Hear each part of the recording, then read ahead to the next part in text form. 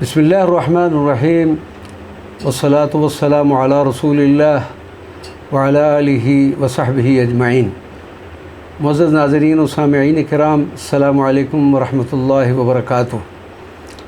مسجد بالا سر، آج ہم مشہد مقدس حرم امام علی رضا علیہ الصلاۃ والسلام میں موجود ایک قدیم و تاریخی مسجد کا ذکر کرتے ہیں جس کا نام مسجد بالا سر ہے۔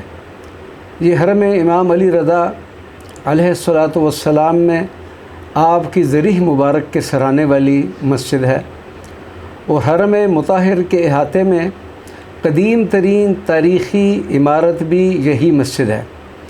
یہ ایک چھوٹی سی مسجد بقعہ مبارکہ کے غربی جانب اور حضرت کی ملکوتی بارگاہ کے سرانے کی طرف حرم کے داخلی حصے اور رواق دار السیادہ کے درمیان میں واقع ہے۔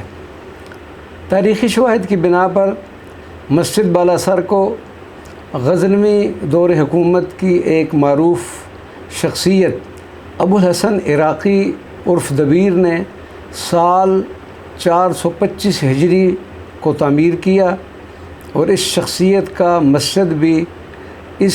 کا مدفن بھی اسی مسجد کے ساتھ ہے۔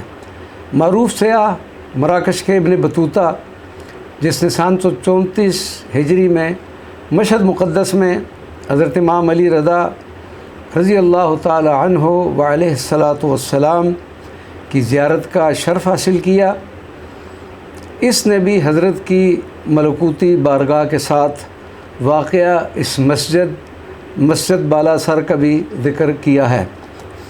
ناظرین کرام، آپ میں سے بھی کسی شخصیت کا مشہد مقدس میں حضرت امام علی رضا کی بارگاہ میں جانے کا شرف حاصل ہو تو اسے بھی اس مسجد بالا سر کی زیارت کا شرف حاصل کرنا چاہیے۔ والسلام علیکم ورحمۃ اللہ وبرکاتہ۔